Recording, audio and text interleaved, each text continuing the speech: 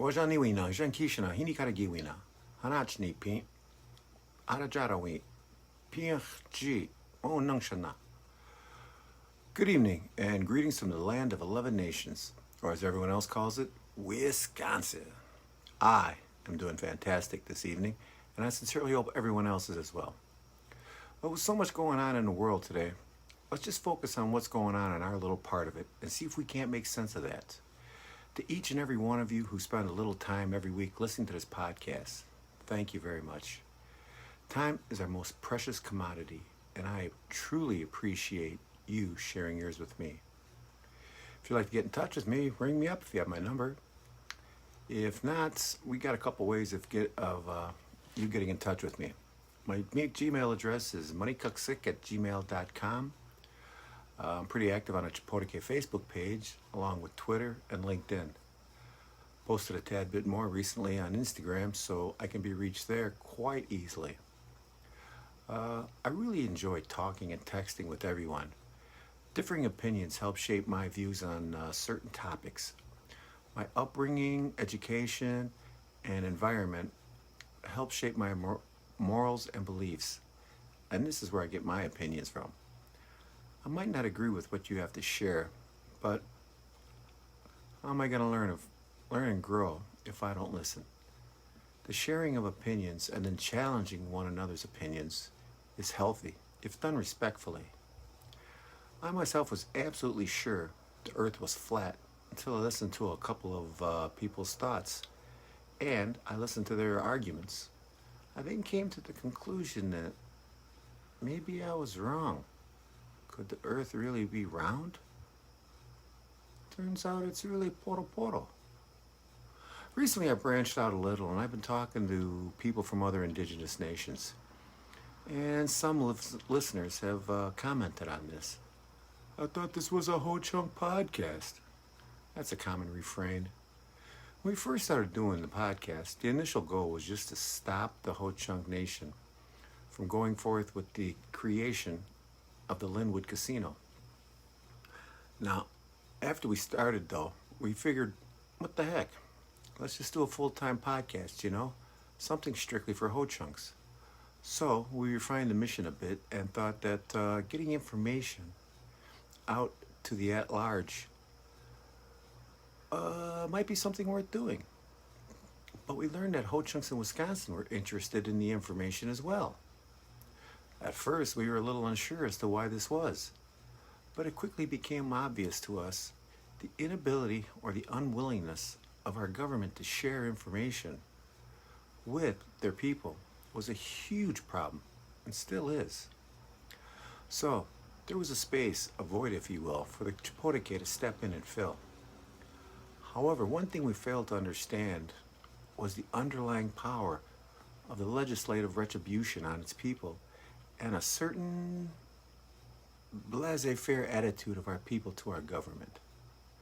But sometimes the people didn't like decisions made by legislators and or the presidents, and a hue and cry went up in legislative meetings, area meetings, or general councils. And then the legislators backed off. The problem being, the legislature knows how to handle these situations, and soon the fire is put out, the troublemakers are dealt with or drawn in, and pretty much things are pretty much like they were before. Now the Ciporoke began to change things in the smallest of ways, and the people responded. Information was getting out on a semi-consistent basis now, and the people were being informed and beginning to ask pertinent questions about their government. The legislature, instead of relenting to this new thing, recoiled and reacted as they always have done. People were influenced into not speaking or sharing their thoughts with this new medium. The same old tactic of threatening employment was engaged, only this time the medium remained, partly because the people at the Ciporoke podcast, read Shelby Grant, were not employed by the Ho-Chunk Nation. Information was being shared, and still our government refused to open up. Now, we here at the Ciporoke podcast, we understand that all government employees do not address the media on their own as representatives of the departments or government. That there is a procedure that has to be followed so that people don't inadvertently speak out of school or misrepresent the official policy. But to make policy, the ERA that is presently out for a 45-day review, that employees of the Ho Chunk cannot speak to the media on their own time is silly. Our government works best when an informed electorate is engaged with all four functioning branches. Now, getting back as to why we are branching out and interviewing people from other indigenous nations, two reasons. One, we've been running in the same lane as a nation for over 30 years. For all intents and purposes, we have been and are operating in a bubble. For any of us to stand up and yell, "We gotta change," and diversification, and not show examples of successful change is fruitless.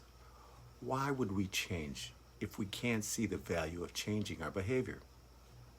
So, by introducing new people, new ideas, hopefully it sparks the courage for us to try and change the way we operate as a nation.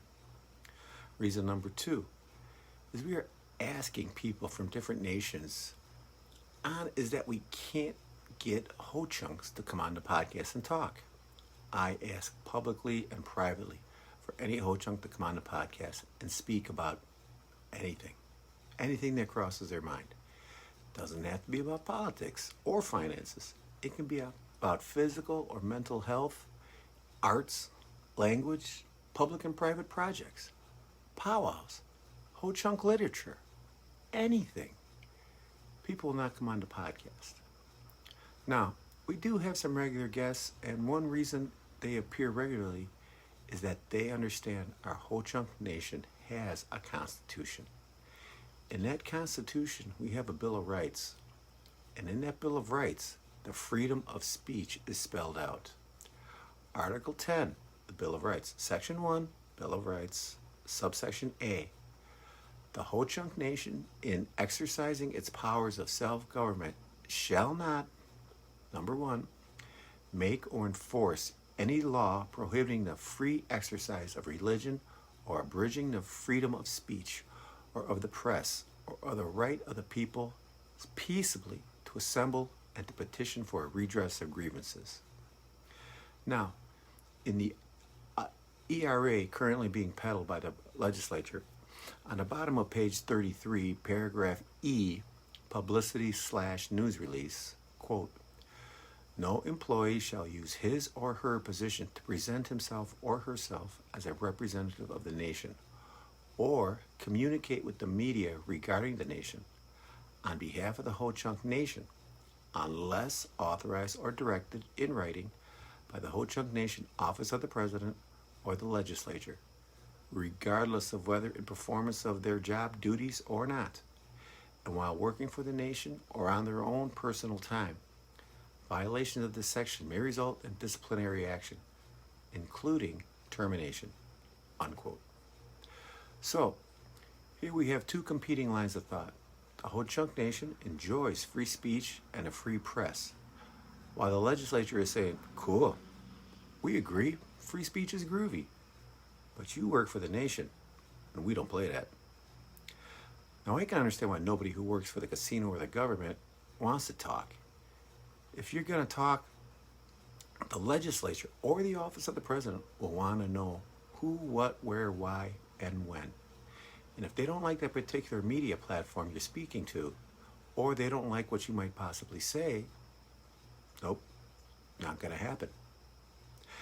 I get it, and I respect the people who have to put food on the table, pay the mortgage, and live their lives. It's unfortunate because a lot of the people who work for the Ho Chunk Nation government, who work in the casinos, who work in the C-stores, know where we, the Ho Chunk Nation, can do better. And in the end, that's all any of us want, a better nation. I would love to speak to more Ho Chunks on this podcast about anything. You know what? You want to talk off the record and have us investigate something? Heck, I'm up for it. But that's not what we're looking for. We're looking for reasoned arguments and opinions on how to move our nation forward for our elders, for our youth, and for ourselves.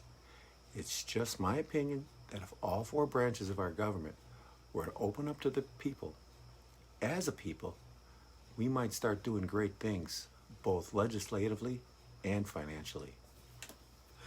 Now, as a quick aside, the legislator is putting this ERA through with the 45-day comment period. Now, will this ERA be used equally by the Office of the President, the casinos, and the legislature? Or are some bodies going to be exempt? It's weird because the legislature just hired a new chief financial officer.